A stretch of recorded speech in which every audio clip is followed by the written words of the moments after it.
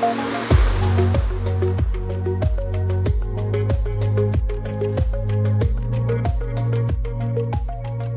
Roberto Di Cosmo, I'm a process engineer in Gruppo K, is a water utility metropolitan area of Milan. We manage and treat water integrated services, so from aqueduct to wastewater treatment, and we manage and own 40 wastewater treatment plants around the Milan area. And we decided to start the implementation of the Sentry sensors in one of our biggest plants, the second one. It's a Pero wastewater treatment plant in northern area of Milan. It's 620,000 population equivalent, and we treat more or less 6,000 cubic meter per hour here. Usually common daily discharge limits and annual average that you can see around Europe. And we chose this plant because sometimes we noticed some illicit discharges occurring at the inlet of the plant, affecting, for example, also odor emission and something else in the last few years. This is a brief presentation. Of course, it's a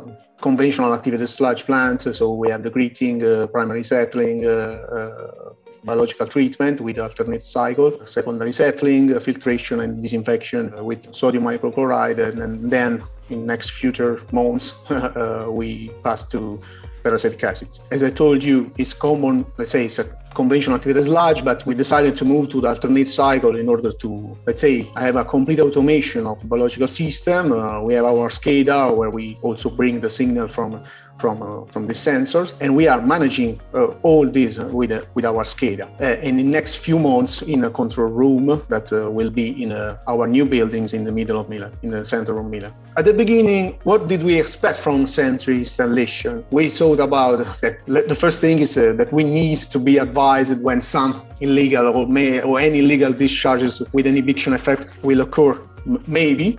Who knows? Also, we need to check the BOD concentration or maybe some fractionation of COD in order to see the dynamic fluctuation during the day. And another thing is that we would like to try to move the sensor from a first position in order to check these two, let's say, base things in a secondary position at the disinfection inlet and outlet in order to see Escherichia coli concentration. So at the beginning, we decided to put the two sensors at the inlet of the gritting and at the outlet of primary settling in order to see, of course, the inhibition effect at the inlet and some possible effects of supernatant that come back from digester into biological treatment pumping station. So we installed the sensor there. We put the control panel near the biological treatment station, and we connect everything with the SIM card, but also to our SCADA. Just a focus on the installation. Of course, we had to be careful in building this sort of structure to protect the sensor from really high velocity of the flux in our channel. We had some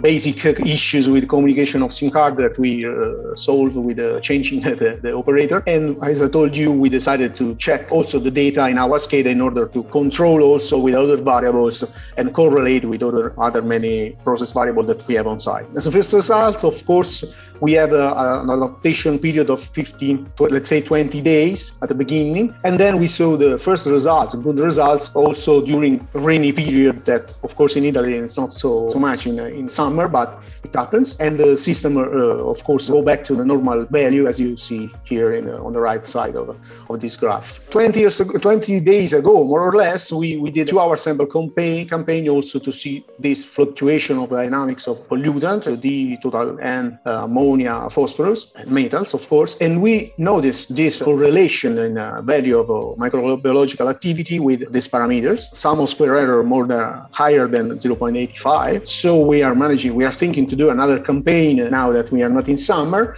in order to see the possibility to maybe in the next future replace the influent sensor or analyzer with this kind of sensor. So at the end, good for us that we did not find any legal discharge in this first 5 months of operation of the system. But of course, the system have its own email alert when some thresholds are exceeded on the dashboard and also in our SCADA. We noticed this interesting correlation with nutrients, of course, and new ideas are coming on this. We are waiting to move these both sensors in order to fix the effect of disinfectant in our new paracetic acid dosing station. And maybe, let's see, I hope to see some correlation with Escherichia coli in the inlet and in the out. Of course, we need the help of Sentry teams. And what I can say is that in this 5 months working period, we have no problem at all with the biomass attached to the sensor. Even when some, for example, material stuck in the sensor, it happens, it can be possible, but the sensor resists to any stress. So we are very happy. We are proud of this first installation, and we are waiting to move these two sensors and continue this collaboration next year. I hope for many years.